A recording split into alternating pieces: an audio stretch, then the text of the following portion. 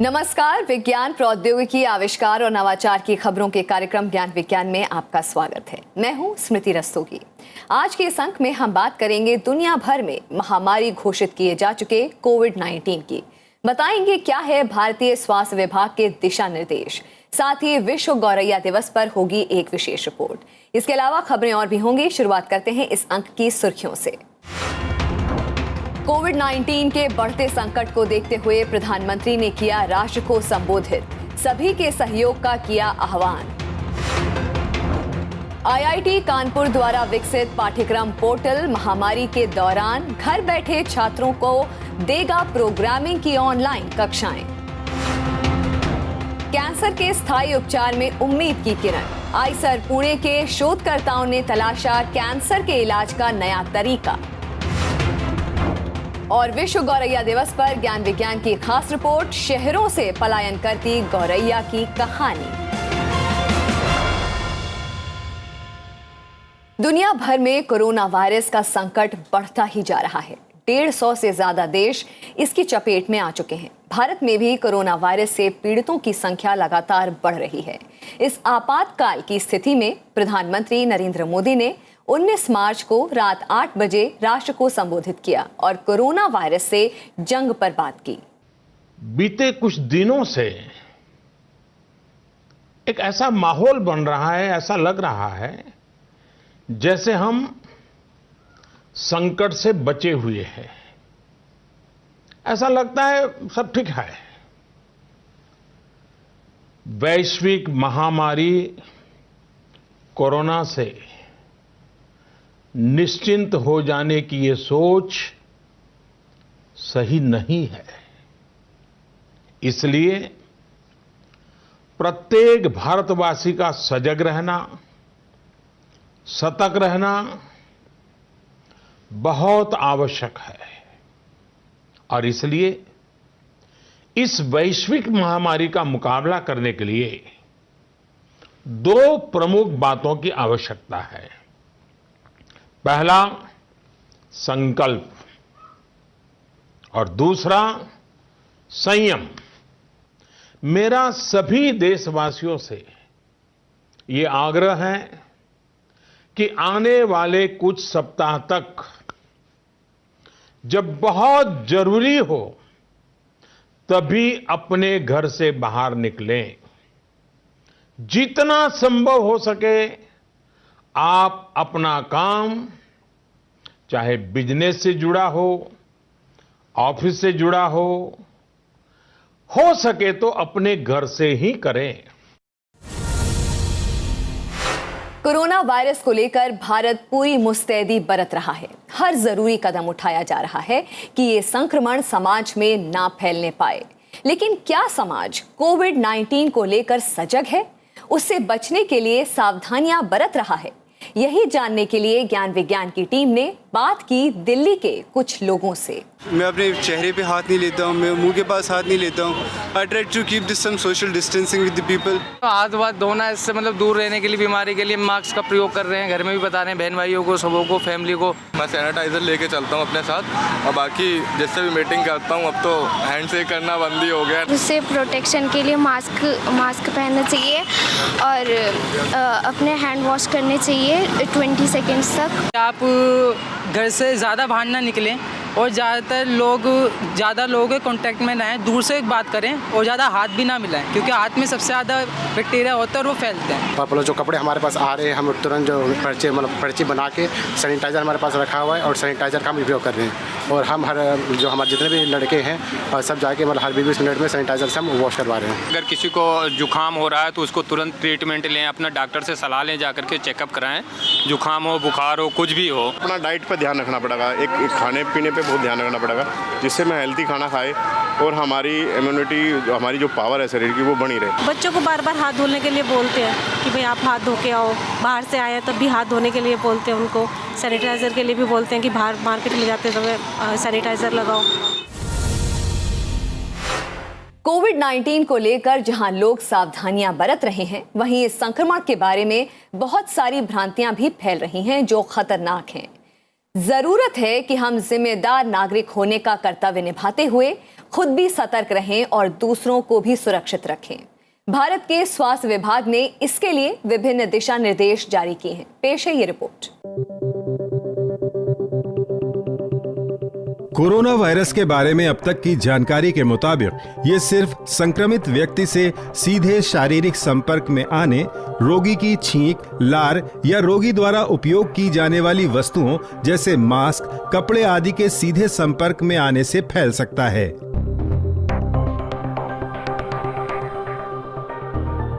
ये वायरस किसी भी सतह या वस्तु पर 3 से 4 दिन तक सक्रिय रह सकता है। संक्रमण को लेकर विश्व स्वास्थ्य संगठन सहित भारत सरकार के स्वास्थ्य विभाग ने भी दिशा निर्देश जारी किए हैं, जिनमें संक्रमित रोगियों, संदिग्ध या फिर संक्रमित क्षेत्र के संपर्क में आने वाले लोगों को एकांतवास की सलाह दी गई है। कोविड-19 के लक्षण 5 से 14 दिन के अंदर नजर आने लगते हैं।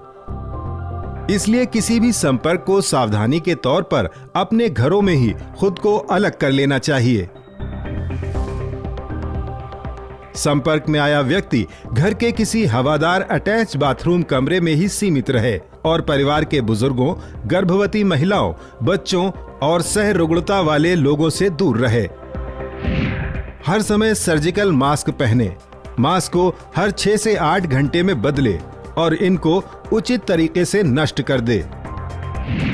बार बार हाथों को साबुन या अल्कोहल आधारित हैंड सैनिटाइजर से अच्छी तरह धोएं। अपने खाने पीने के बर्तन, तौलिए, बिस्तर जैसे सामान अन्य सदस्यों से साझा ना करें। इस बीच अगर बुखार, खांसी, सांस लेने में दिक्कत जैसे लक्षण दिखाई दें तो तुरंत नजदीकी स्वास्थ्य केंद्र को सूचित करें या 011-23-978-046 पर फोन करें। परिवार का सिर्फ एक सदस्य ही क्वारंटीन व्यक्ति की देखभाल करे और गंदे लिनेन या त्वचा के सीधे संपर्क में आने से बचे। मास्क और डिस्पोजेबल दस्तानों का उपयोग करे। क्वारंटीन व्यक्ति के कमरे और फर्नीचर आदि को रोजाना 1% सोडियम हाइपोक्लोराइड घोल से साफ करते रहें। घरेलू क्वारंटीन की अवधि 14 दिनों के लिए या जिस संदिग्ध से संपर्क हुआ है उसकी जांच रिपोर्ट निगेटिव आने तक होगी। आम लोगों के लिए भी सतर्कता बरतनी जरूरी है। विश्व स्वास्थ्य संगठन के दिशा निर्देशों के अनुसार दिन में कई बार साबुन या अल्कोहल बेस्ड सैनिटाइजर से हाथ धोएं। खांसते और छींकते समय मुंह को ढक कर रखें। भीड़ वाली जगहों और किसी भी तरह के समारोहों से दूरी बनाए रखें। कोरोना वायरस प्रभावित जगहों पर यात्रा करने से बचें। खांसी बुखार को नजरअंदाज न करें। कच्चे पदार्थ और सी फूड न खाएं। लोगों को चाहिए अफवाहों पर ध्यान न दें और गैर आधिकारिक सूचनाएं साझा न करें। कोरोना वायरस नया संक्रमण है, इसके लिए अभी कोई दवा उपलब्ध नहीं है। घरेलू, आयुर्वेदिक, होम्योपैथी नुस्खों के बारे में भी किसी तरह की वैज्ञानिक पुष्टि नहीं की गई है। इसकी फिलहाल एक ही दवा है, सतर्कता और लक्षण दिखने पर डॉक्टर से संपर्क।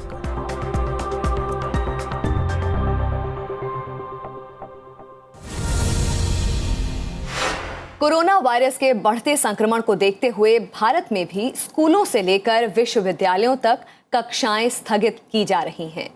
संक्रमण को फैलने से रोकने के लिए ये जरूरी भी है। ऐसे में भारतीय प्रौद्योगिकी संस्थान कानपुर छात्रों को मुफ्त ऑनलाइन प्रोग्रामिंग पाठ्यक्रम उपलब्ध करवा रहा है। ज्यादा जानकारी के लिए देखते हैं ज्ञान विज्ञान की रिपोर्ट।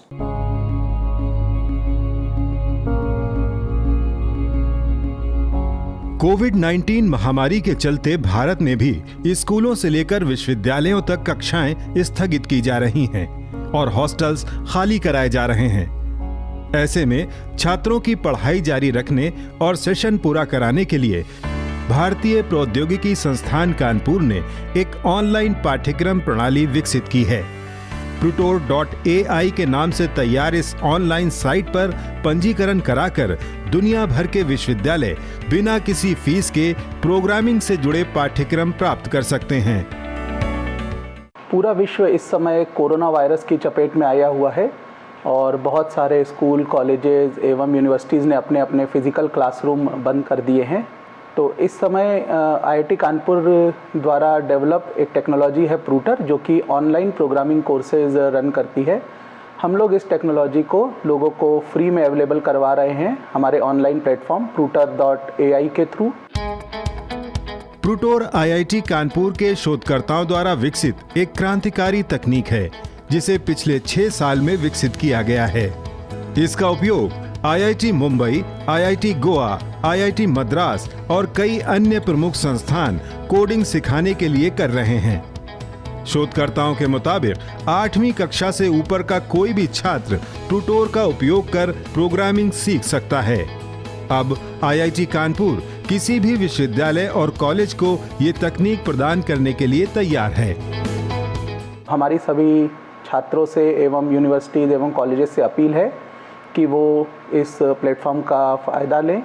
31 जुलाई 2020 तक हम लोग इसमें कई सारे कोर्स फ्री में रन करेंगे, तो आप लोग इसमें कनेक्ट हों और अपने को जो समय मिला है, खाली समय मिला है, उसका सदुपयोग करें।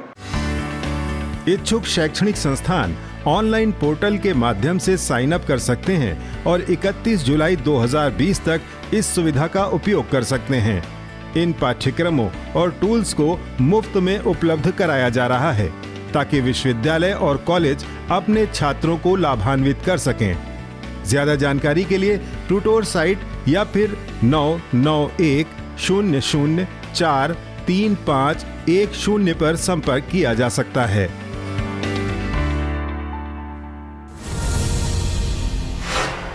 ज्ञान विज्ञान में फिलहाल वक्त हो गया है एक छोटे से ब्रेक का, अभी लौटते हैं।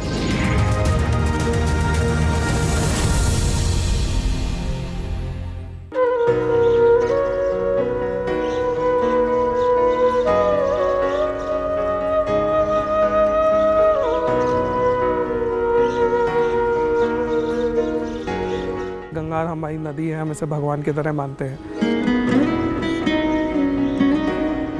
अगर ये इतनी पवित्र है तो फिर ये इतनी गंदी क्यों है?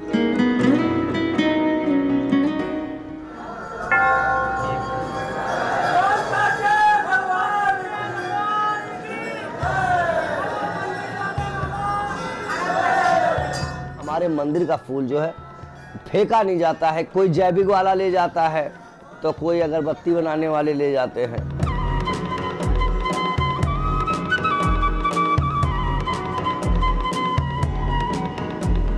वेस्ट से अच्छा रिसोर्स कुछ नहीं मिलता, और हम जितना बेटर और जितनी जल्दी सीख लें इससे कि हम इसको क्या और बेटर यूज़ कर सकते हैं, उतना ही हम आगे फ्यूचर जनरेशन्स को सेव कर सकते हैं। सेवा परमो धर्मा के इस एपिसोड में देखिए कैसे बदली फूलों ने तकदीरें। शनिवार शाम 5 बजे सिर्फ राज्यसभा टीवी पर।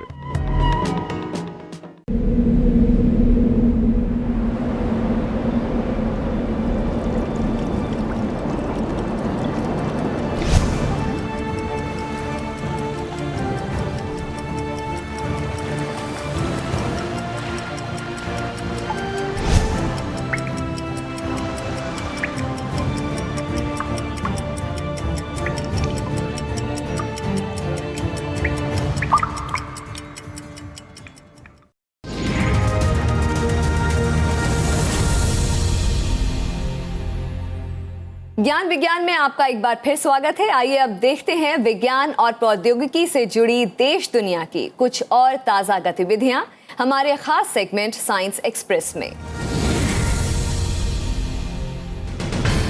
कोरोना वायरस के खिलाफ निवारक उपाय के रूप में सैनिटाइजर जैसे उत्पादों की मांग बढ़ रही है। इसे देखते हुए हिमाचल प्रदेश स्थित हिमालय जैव संपदा प्रौद्योगिकी संस्थान IHBT के वैज्ञानिकों ने एक नया हैंड सैनिटाइजर विकसित किया है। इस हैंड सैनिटाइजर में अल्कोहल के साथ चाय के सक्रिय घटक और प्राकृतिक गंध का उपयोग किया गया है।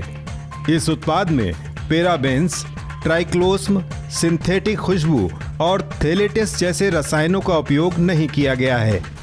IHBT के अलावा IIT हैदराबाद के शोधकर्ताओं ने भी एक हैंड सैनिटाइजर बनाया है।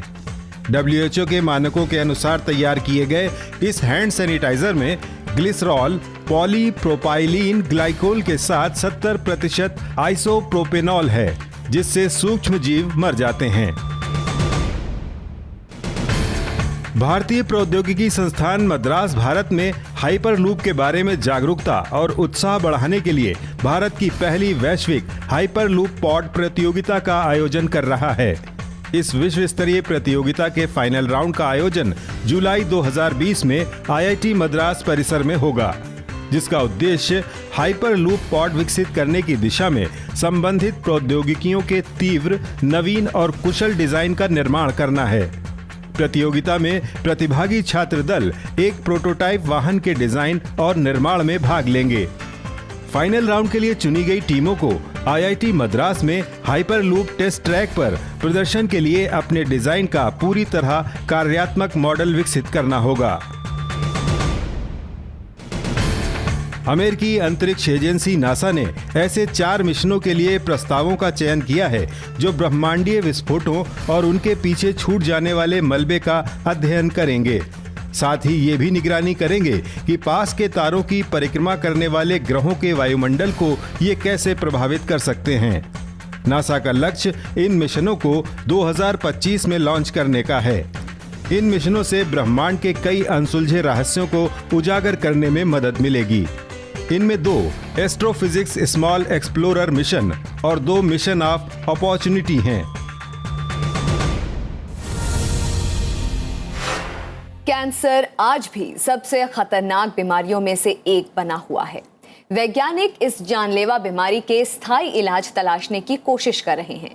इसी कड़ी में भारतीय विज्ञान शिक्षा और अनुसंधान संस्थान पुणे के शोधकर्ताओं की टीम ने इस लक्ष्य को पाने की दिशा में एक अनूठा रास्ता निकाला है, जो कैंसर कोशिकाओं को पूरी तरह खत्म करने में सहयोगी साबित हो सकता है। शोध पर ज्ञान विज्ञान की एक खास रिपोर्ट। कैंसर, ये नाम ही हमारे मन में डर पैदा कर देता है। हालांकि इस बीमारी के इलाज के लिए कई दवाओं और उपचारों का विकास किया गया है, लेकिन उनमें से कोई भी स्थायी इलाज नहीं दे सका। अब भारतीय विज्ञान शिक्षा और अनुसंधान संस्थान पुणे की बायोफंक्शनल मॉलिक्यूलर डिजाइन प्रयोगशाला के वैज्ञानिक कैंसर कोशिकाओं से निपटने के लिए एक नए दृष्टिकोण पर काम कर रहे हैं। डॉक्टर पिनाकी तालुकदार के नेतृत्व में शोधकर्ता ऐसे छोटे अणुओं का विकास कर रहे हैं जिनका उपयोग कैंसर कोशिकाओं में आयनों के संतुलन को बिगाड़ने के लिए किया जा सकता है। शोधकर्ताओं के अनुसार किसी भी जीवित कोशिका के लिए क्लोराइड, सोडियम और पोटेशियम जैसे कुछ आयनों का संतुलन जरूरी है। अगर इनमें से किसी एक का भी असंतुलन होता है तो कोशिकाएं मर सकती हैं। इसीलिए इस संतुलन को परिवहन चैनलों के माध्यम से लगातार बनाए रखा जाता है, जो कोशिकाओं की लिपिड झिल्ली में मौजूद होते हैं। डॉक्टर पिनाकी तालुकदार की टीम ने एक कृत्रिम परिवहन प्रणाली को संश्लेषित किया और परिणाम को देखने के लिए कोशिकाओं में आयनों का असंतुलन पैदा किया। So we applied our system in cell and we found that this chloride ion transport in the cell actually leading the cell death. So we studied the entire mechanism earlier and we confirmed that this apoptosis process is occurring using our system. अगला कदम cancer कोशिकाओं को लक्ष्य करने के लिए इस प्रणाली का उपयोग करना था। इसके लिए शोधकर्ताओं ने कैंसर कोशिकाओं में पाए जाने वाले ग्लूटाथियोन या GSH के स्तर का लाभ उठाया। शोधकर्ताओं के अनुसार ग्लूटाथियोन कैंसर कोशिकाओं की रक्षा की आंतरिक रेखा बनाता है। यह मुक्त कणों के साथ प्रतिक्रिया करता है और कैंसर कोशिकाओं को विनाश से बचाता है। इसी आधार पर शोधकर्ताओं ने एक आणविक प्रणाली विकसित की जो उच्च GSH स्तरों की उपस्थिति में सक्रिय हो जाती है और कोशिका झिल्ली में आयन चैनल बनाने के लिए प्रतिक्रिया करती है। ये चैनल कोशिकाओं में आयनों के संतुलन को बिगाड़ता है और ऑक्सीडेटिव तनाव को बढ़ावा देता है।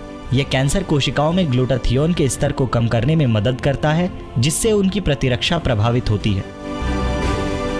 We have used this strategy so that it is working on 2 principles. One is to attack the internal defense of the cancer cell, that is to use the cancer defense of this cell against itself, and second thing to bring the ion transport into the picture. So both these processes work together that push the cells to the programmed way of cell death, that's called as apoptosis. Normal drugs, they bind to certain kinds of receptors, which can be a protein, which can be nucleic acids. But our system, they form channel in the membrane, so they are independent system, and they can kill cancer cell just by delivering excess of ions inside the cell, and also reducing the glutathione level in cancer cell. Eicher Pune द्वारा किए गए शोध में नए कीमोथेराप्यूटिक्स को विकसित करने की क्षमता है, क्योंकि यह किसी भी कोशिकीय लक्ष्य के साथ जुड़ता नहीं है, जैसा कि पारंपरिक कैंसर दवाओं के साथ होता है। इस शोध को अंतर्राष्ट्रीय पत्रिका एंजॉइंट कैमी में प्रकाशित किया गया है।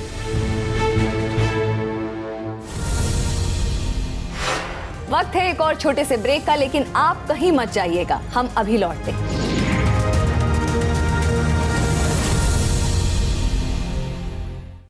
नमस्कार, मैं हूं अमिताभ बच्चन। देखिए, हम सब मिलकर नोवल कोरोना वायरस या कोविड-19 को फैलने से रोक सकते हैं। इसके लिए हमें बचाव के कुछ तरीके अपनाने होंगे। खांसते या छींकते समय हमेशा अपने मुंह को रुमाल से या टिश्यू से ढकें। इस्तेमाल किए हुए टिश्यू को तुरंत ढक्कनदार कचरे के डब्बे में डाल दें। अपनी आंख, नाक और मुंह को हाथ से न छुएं। आप अपने हाथों को समय समय पर साबुन और पानी से लगभग 20 सेकंड तक धोएं। भीड़ भाड़ वाली जगह पर जाने से बचें। अगर आपको खांसी, बुखार या सांस लेने में तकलीफ हो रही है तो आप दूसरों से दूरी बनाए रखें। ऐसे लक्षण दिखने पर तुरंत अपने डॉक्टर से सलाह लें। अस्पताल में आप अपने मुंह पर मास्क या रुमाल जरूर रखें। अधिक जानकारी के लिए स्वास्थ्य एवं परिवार कल्याण मंत्रालय की एक हेल्पलाइन है 011-239-78046। अपनी सुरक्षा के लिए हमारी मदद कीजिए।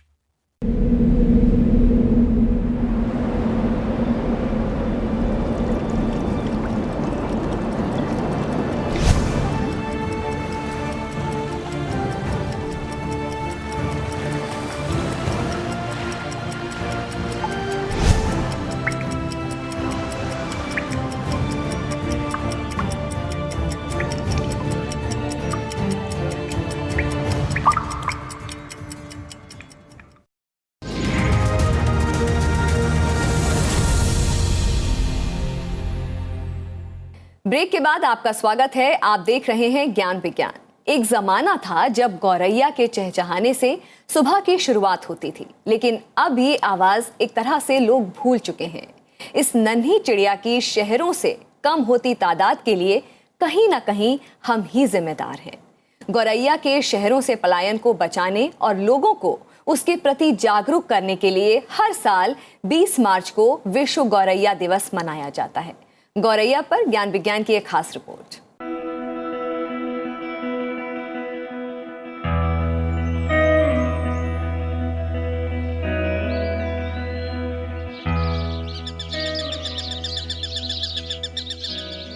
भोर के साथ ही घर के झरोकों से आती ये आवाजें आज न जाने कहां गुम हो गई।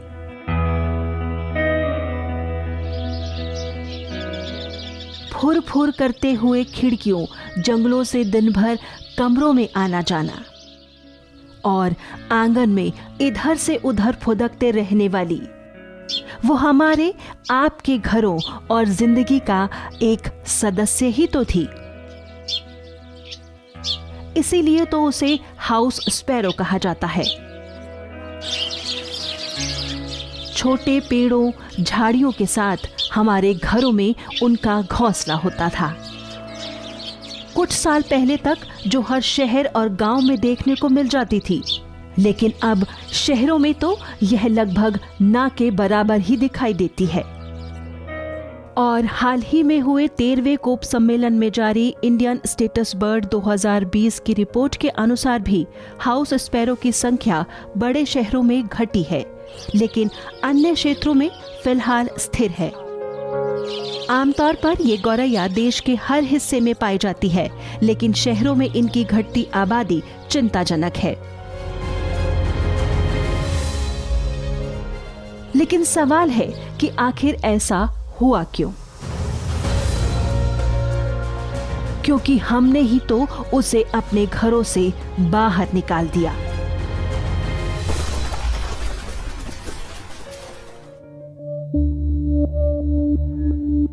दरअसल नन्ही गौरैया के इस तरह गायब होते जाने के कारणों की पड़ताल करें तो उसका कारण हमारी आधुनिक जीवन शैली और पर्यावरण के प्रति हमारा उदासीन रवैया है। शहरों के छोटे होते जा रहे घरों में हम गौरैया को घोंसले नहीं बनाने देते और पेड़ पौधों को काट कर ही तो हमने शहरों में अपने लिए ये कंक्रीट के जंगल बनाए हैं।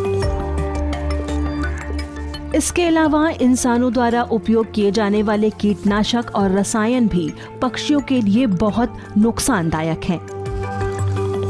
इससे पक्षियों की प्रजनन क्षमता बहुत कम हो जाती है, जिससे कई प्रजातियां लुप्त हो रही हैं।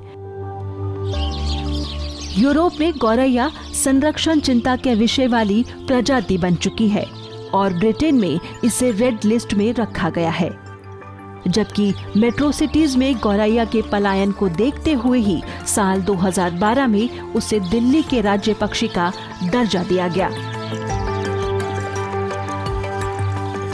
गौरैया का कम या विलुप्त होना इस बात का साफ संकेत है कि हम इंसानों ने पर्यावरण संतुलन को बिगाड़ दिया है।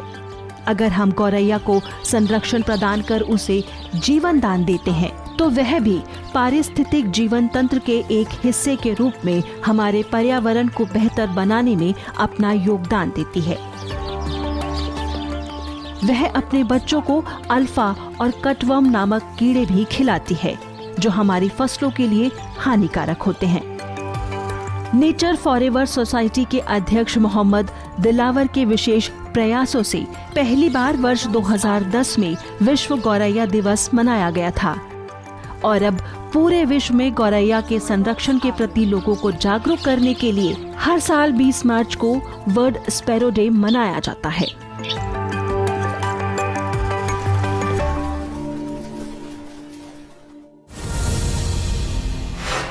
ज्ञान विज्ञान के आज के अंक में इतना ही। कार्यक्रम के बारे में अपने फीडबैक और सुझाव आप हमें ईमेल कर सकते हैं। हमारा ईमेल पता है news@vigyanprasar.gov.in। आप अपनी राय हमें डाक के द्वारा भी भेज सकते हैं। हमारा पता है विज्ञान प्रसार, 5वां तल, पृथ्वी भवन, लोधी रोड, नई दिल्ली 110003। विज्ञान, प्रौद्योगिकी, आविष्कार और नवाचार की ताज़ा जानकारियों के साथ अगले सप्ताह इसी वक्त इसी चैनल पर एक बार फिर होंगे हाजिर। तो बने रहिए हमारे साथ वैज्ञानिक सोच के साथ। नमस्कार।